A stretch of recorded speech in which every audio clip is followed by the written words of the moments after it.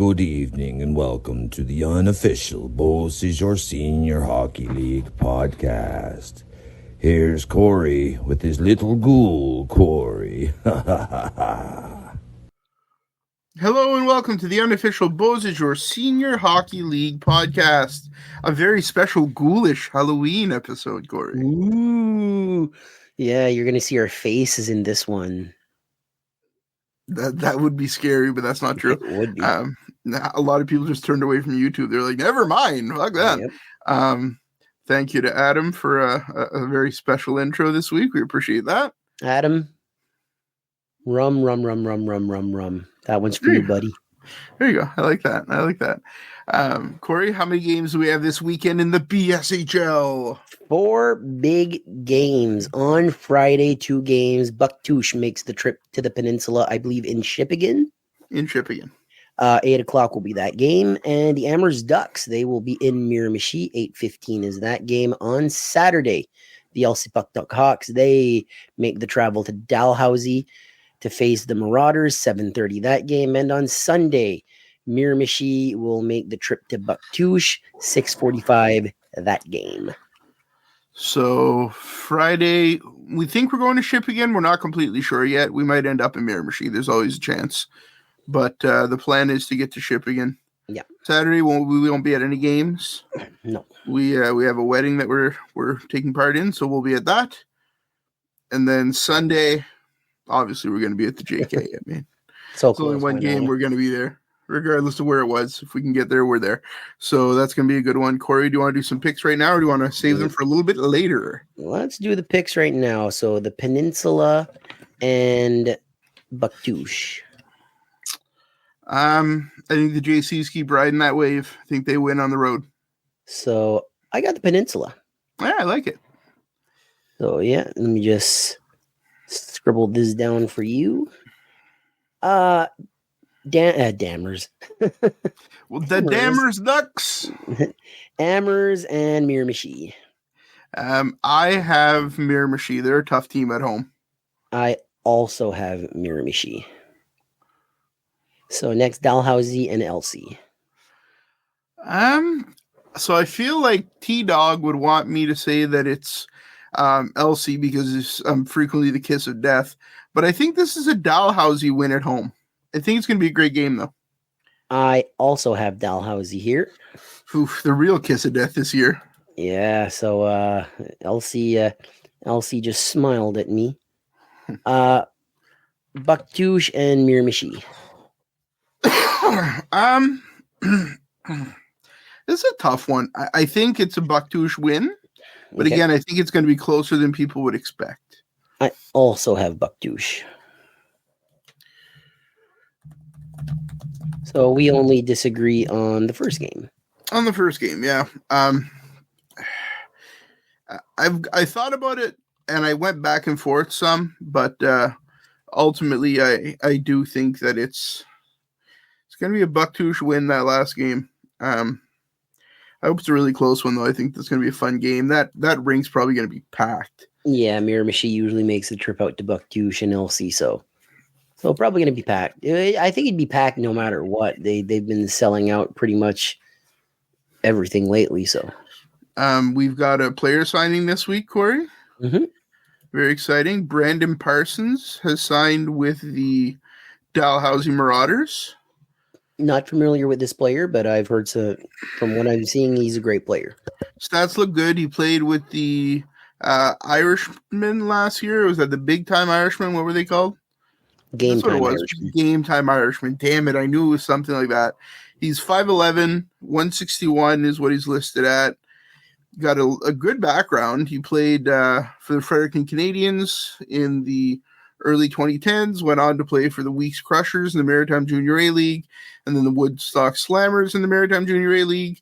After that, he spent most of the rest of his career in the CRL, Circuit de Gilisot, with Perth Andover. And then last year, like we said, with the Irishmen. Didn't the Irishmen win the Cup last year? I believe they did. So he's coming in as a champion. I think it's a really good signing. His stats, pretty damn impressive. A couple seasons here in the CRL, 22 games played, 54 points, 28 games played, 60 points. Last year, 13 games played, 29 points, 8 games in the playoffs, 15 points. So you're looking at a solid about 2-point-a-game guy. I think that's a great pickup. Yeah, I agree. Dalhousie, what can you say? They're a good team no matter what. This adds to them.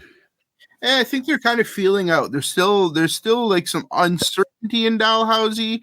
You can kind of, when you're at the rink, you're talking to fans, talking to people, you kind of get that feeling that they're like, oh, I don't think it's done yet. I don't think this team's done yet. Yeah. And here's some proof that they're not done yet. Travis is still signing some guys. The Marauders want to win. Yeah. They're a team that won't accept less, and I think they're a team that have the talent to win. So Parsons is a great addition. I'm interested to see what the lines look like now. Yeah, that'll be interesting. You've got 6 legit guys that could play on the first 2 lines, and when Mockler comes back, you have 7. Yeah. So that's pretty impressive.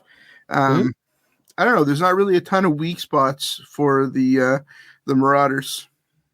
Not too much. GM kind of sucks. Your words, not mine. I like Travis. I love Travis. Great guy. I had to say it. I just had to say it. Corey and Travis have this special relationship where they love each other, but they'll still insult each other. He's like my 75th cousin or something from there's a relation in Saint-Ignace or something. It's something like my great-great-great-grandfather, or I don't know. He dug into some genealogy stuff last year and figured something out, and I was like, that's not surprising. I mean, at the end of the day, we're both Rob shows, but it's cool. It's great. Travis is a good friend. I love to tease him. He can take it, he can give it, so that's always fun for me. Yeah, and you better slow down on him. That pizza. You don't want to depress him. He does some great pizza. That's true. I don't want him to cut me off. There you go. That'd be terrible. What do we got next, Corey? Some stats here. So every week we're going to do our goals leader, points leader, defenseman points leader, and goalie wins. Okay. So the goals leader right now is Luke Williams, 7 goals. Like, it's not even close, I think. I think he has a 3 or 4 goal lead. Luke Williams also has the forward points leader with 8. So he has one assist. Start passing the puck a little bit out there, Luke. Jesus. The defenseman point leader, we have a tie. Danik Kret and Billy Bezo with 4 points each. And our goalie's win is Alex Collette with 4 wins. I know that our players of the week have become somewhat controversial with some people. I get some messages sometimes, and people are like, why'd you pick that person? Why'd you pick that person? Collette, for me, he's just been solid in net. He's a wall, and I don't know. Someone's got to dethrone him, but you're gonna have to put on a hell of an effort to dethrone him. In doing this podcast, and we've mentioned this 1,000 times, and we're gonna mention it another 1,000. We're unbiased. We're not playing favoritism. We're looking at stats and all that. Alex Collette has 4 wins. It leads the league right now. He had a shutout this weekend. It's his first in his senior hockey career. He deserved to be the goalie of the week again. I don't know who else would have gotten goalie of the week. It's always really close. We chose Collette 3 weeks in a row. Next week, he might not be. But here's the thing. They're playing twice. If he plays twice very, very well, he probably has a 4-peat here. So, it is what it is. So, we've gone over the points leader, we've gone over the goal leader. Is there anything else that's notable that you want to mention? Has there really only been like a couple fights this year? I feel like there's only been a couple fights so far. That we've seen, I think it was only it was no more than 2 or 3 that we saw. So there was the fight opening night by Bobby Davis. And then there's 2 in Miramichi so far. There's so I have the one with Cullen. We were there for that one. Cullen, and the opening night there was oh God, now the name's blanking on me. Avery Brennan. Denver Dunfield fought against. So either Dunfield fought Cullen or Brendan fought Cullen. The opposite person fought on opening night. I think Brendan fought Cullen, right? Okay. So Dunfield would have fought opening night in theory. Yeah. So as far as I know, I've only got 3 fights this year, which is a little upsetting because I love fights. That we know. There are some games where there was no footage at all from these games. And the stats are pretty much not on the website. It's hard. Yeah, exactly. So, was there a fight at the Dalhousie game last week? Maybe, I don't know. I feel like I would have gotten video from that one. Yeah. So it's tough. I don't think we've seen any fights in LC. Huge thank you to everybody who sends us fights so we can post them for everybody to watch. Certainly helps, and we appreciate that a lot. Absolutely. So last thing on my piece of paper here is the standings. Mm-hmm. So in first place, no shocker here, the Bucktooth JCs, 4-1-0 with 8 points. And then we literally have a 5-way tie-ish. La Corsaire de la Péninsule Acadienne, 2-2-0, 4 points. The Miramichi Northmen, 2-2-0, 4 points. The Amherst Ducks, 2-3-0, 4 points. The Dalhousie Marauders, 2-3-0, 4 points. And the LC Puck Duck Hawks, 2-3-0, 4 points. So, other than a game in hand for Miramichi and the Peninsula, we are at a 5-way tie, and Bucktooth has 2 games more than the other teams. So, a couple more wins. Competitive league, ridiculous that it's a 5-way tie for a second, technically. If the playoffs started right now, I don't know how the hell they would figure that out. That's why I'm really glad that I'm not on the board, and Connor and Roger can figure that out. It's weird. Let's say Bucktooth loses both games this weekend. Not saying they will. If they do, all of a sudden we don't have a leader. They're probably still in the lead, but we've got teams nipping at their heels now. If Miramichi wins both games and Bucktooth loses both games, then Miramichi also has 8 points. Yeah. Yeah. And so, yeah. You know what's crazy? After this weekend, Miramichi and Bucktooth will have played 3 times out of 7 games for Bucktooth and 6 games for Miramichi. So Miramichi will have played half their games against the JCs. Crazy. Just crazy. It's just weird how the schedule worked out this year. It's kind of like when you look at the Corsaire schedule, they play the same teams 2 times in Tracadie and the same teams 2 times in Shippagan. I don't think there's any teams that do 1 in each city, which is kind of odd, but interesting. So yeah, Corey's I don't understand what the hell you're talking about. No, I understand what you're talking about. It's just, I don't know. I find the playing in 2 different towns to be confusing. I got what you said there. Miramichi, let's take Miramichi for an example. They play twice in Tracadie, and LC would play twice in Shippagan, type of thing. Yeah, I think the Hawks play in each arena once. I was wrong on that one. The Hawks play in each arena once, and then there's one other team that plays in each arena once. But a couple of the teams you're not going to be able to see in the Peninsula or in Tracadie, and a couple teams you're not going to be able to see in Shippagan, which I don't know. I mean, I get it. Scheduling, it's not easy to do, but the example would be Amherst is only playing at the Real Cormier this year. They have no games in Tracadie. Interesting. And that's further for them, right? It definitely is. And Miramichi is only playing in Tracadie this year. Which is closer for them. Which is, it's further for Amherst, closer for the Peninsula, or for Miramichi. Miramichi. But it is what it is. Yeah, I find it very interesting as well. So, anyway, just kind of, it's honestly, how do you feel about having the game split between the 2 rinks now that a couple of weeks have gone by? I think it's kind of a cool idea. Cool, very cool. Hear me out here. What happens in the playoffs?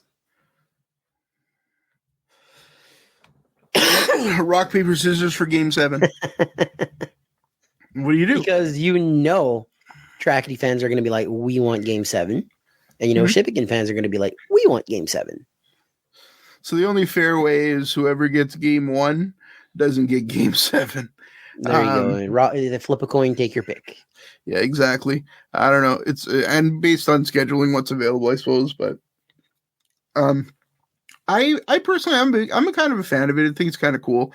Like, I know the JCs early in the year had the Buktush Forum for one game because of scheduling stuff, and now it's been moved, and all of their games are at the JK, which, given the crowds this year, it's a dang good thing they're all at the JK. Yeah. The Forum, we would have been like sitting in the roof or something. I don't know, the rafters. I kind of would have been cool to see.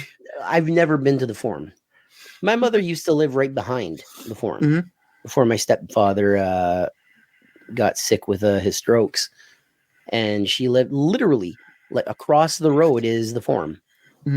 And I've never been in there. I know there's been wrestling shows there. I remember BT Bobby Mann telling us that he wrestled there a few times. I've never been to the old Forum. I have, but it's been a hell of a while that I haven't been. And I'd love to see some senior there. That would be pretty cool. It would even be nice if there was like something preseason, like an intra-squad game at the Forum or something. That would be wicked. Because I got to see some intra-squad stuff at the Lord Beaverbrook in Miramichi, which I used to go see senior games there back in the day with the Phantoms. And it was, when I walked in there, Trace was like, "Holy shit, this is small." And I was like, "This is really small." But it's a nice rink. It's a cool feel. It's funny how senior hockey has evolved. From, you're talking about the Phantoms. That's not that long ago. A decade ago or so. You're saying a decade ago. People are talking like about the Phantoms like it was the 1980s. I know. Yeah, I know. It's so bizarre. We talk about the Rum Runners in Rishabakto and Les Meb de Mille, and the good days of Johnny Cormier and Glenn Lewis and those guys. Like, it's such a long time ago. Reality is not that long ago. No. Some guys that are just finishing up their playing careers were playing back then as well. So, and also it dates myself a little bit because I think when I was going to those games, I was able to drink beer, and I don't feel like I'm that old, but I look it. That's for damn sure. Nah, you look great. With this beard. So here's the next question. We have a wedding on Saturday that we're going to go to. After the wedding, should I shave the beard? The beard has come in a lot. No, I like the beard. You like the beard? I like the beard. I don't know. I'm not sure. It's a lot more upkeep than I would have thought. I'm doing beard oil and stuff. It's a lot. That's great. Corey goes, "That's wonderful. Good for you." Yeah. Corey puts a little bit of Crisco in his, a little bit of lard. It's nice and the hand, and there. The hand? You do the spit? Oh, spit in the hand. Yeah, that's disgusting. You do the Haktua on that beard? Haktua on the beard. All right, that's disgusting. After my morning coffee. Oh, you need to get a little sugar in there. Oh God, that's why there's always ants crawling under your beard. Now it makes sense. Out of the ears too. Out of the ears? Oh yeah. This is getting fucking weird. I like it. It's Halloween. It is Woo, everybody. It's Halloween. Man, Corey, what's your favorite Halloween memory from when you were younger? Favorite Halloween memory when I was younger. The big shocker here. I went dressed one year. I was never a big trick-or-treat guy. Okay. By 10 years old, I'm done trick-or-treating. I hated it. I'd go with my cousin. And this one year, man, people are going to call me so mean for saying this. This one year I went as the Ultimate Warrior, and my cousin went as Hulk Hogan. Yeah, buddy. Because he was the younger cousin, and that was the other costume. Yep. So I got the face paint and all that, and I was always a big Warrior guy, and I always hated Hogan. I never saw why people liked Hulk Hogan. And some old timer was like, "I don't know. I think Hulk Hogan was better than Ultimate Warrior." And I put my boot on my cousin's chest and push him down. He starts crying. And I go, "Just like WrestleMania 6. And I walk away. I was maybe 7. My cousin was maybe 4 or 5. So kids can be cruel. You're always picking on the smaller. Yep. What's yours? I mean, I've got some good ones from when I was really young. Before you continue, I'm going to take a guess. This will have something to do about you scaring Cheryl. Yes. I have some really good memories of being younger and trick-or-treating with with my dad and stuff, and just walking. We're from Rishabukto, born and raised, so walking around Rishabukto and trick or treating with some friends, my mom and dad, and going to see my grandparents in St. Charles. My mother that lived here. So I live in I've now inherited my grandmother's house. That's where I live right now. In case anybody thinks like, anyway, that's all. And I love being here. It's great. So one of the first years after I moved into this house in like 2013, 2014, my sister. I don't even know if I ever told this story on the podcast, but if I did, I'm telling it again. So my sister called me up. It was like 3:30 in the afternoon. It was very, very slow. There wasn't a lot of trick-or-treaters. I remember this story big time. Oh, yeah. She goes, I'm going to Subway. Are you hungry? And I was like, I'm good. And she's like, you sure? I'm going to go get myself a sub. I'm like, no. She's like, well, can you keep an eye on on the house to make sure like there's not a lot of trick-or-treaters or whatever? And I was like, okay. What the hell do you think I can do about it? I was home alone here, and she was next door at my parents' place. So she went to Subway, and I was like, man, there really is no trick-or-treaters here. This is boring. So I left the dogs here, and I went out the front door. And I went into my parents' house, and I was like, what am I going to do to scare Cheryl? How am I going to scare Cheryl on this wonderful Halloween? And she's already very edgy this Halloween, and I'm an asshole. So Cheryl comes in from Subway, and I see the car come in, and I'm like, oh, God, what am I going to do? So I grab a blanket out of the washroom, out of the laundry room, and I hide in my dad's office right next to the front door. And she walks by, and I throw the blanket on top of her, and I go, ah! And I just scare her. And she drops her sub and stumbles forward. And then when she realized it was me and she stopped hyperventilating, she saw that it was a funny joke. But I don't think I'd do that to her at her age now. I think you would. I don't think so. I think you're like, I wouldn't want someone to do that to me at my age now. My heart could just give out. I don't know, man. Ladies and gentlemen, as someone that's in the car with them, and Corey, it's like a light bulb pops up in his head and he gets this look on his face. Yeah. And you don't want to say anything because at the end of the day, you're going to laugh at whatever he does because it is funny. Yeah. But then you're like, what's he going to do to his poor? Because it's always Cheryl. It's like, not always Cheryl. If you pulls a prank on me, it's like, haha, everybody laughs. Jim from Rogers? Jim from Rogers. But the pranks that he pulls on Cheryl always has to do with either bugging her or scaring her. I really do like to bug her a lot. Like we'll be driving and he'll do the I'm not touching you with his finger like an inch from Cheryl's face. And she's like, don't do that. Don't do that. And she's like freaking out. And he's like, I'm not doing anything. I'm such a troll. Cheryl's a big video gamer, hardcore gamer. She loves playing Destiny. And I realized one day that I had the same remote that worked for her LG TV that works for mine. And she plays like her back to a window. So I went behind her and waited for her to be doing something cool. And then I turned the TV off. So she was playing Destiny online and then the TV was off. I enjoyed that one a lot. I've also turned off her internet many times when there's a brand new game that comes out, something she's really excited about. I'm a big fan of logging in and just like resetting their router so that she's disconnected for 5 or 10 minutes. It's I haven't done those things in a few years. I think I've grown. Yeah. You don't believe me? What? No. Wow. That's fucked up, Corey. We should get Cheryl on the podcast to share some horror stories. That's what we should have done for Halloween. Cheryl to share horror stories of living with Corey Robbie show. That's true. That is a horror. That is a horror. There was a story today shared on one of those, like, Facebook NHL fan sites or whatever about the reuniting of two NHLers on the JCs. Yep. And I thought that was kind of cool. So if you didn't get to check that out, we shared it on our Facebook. Check it out. You don't realize what it is, and then you see Pierre Parenteau in the Montreal Canadiens jersey, and you're like, "Was this?" And that's pretty cool. That's how big the league has gotten.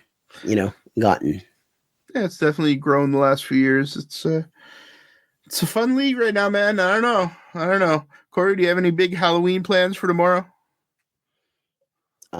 Giving out treats to whoever shows up to the door, right, then eating the rest. I'll be by around 6:00. Awesome. What are you giving out this year? Chips.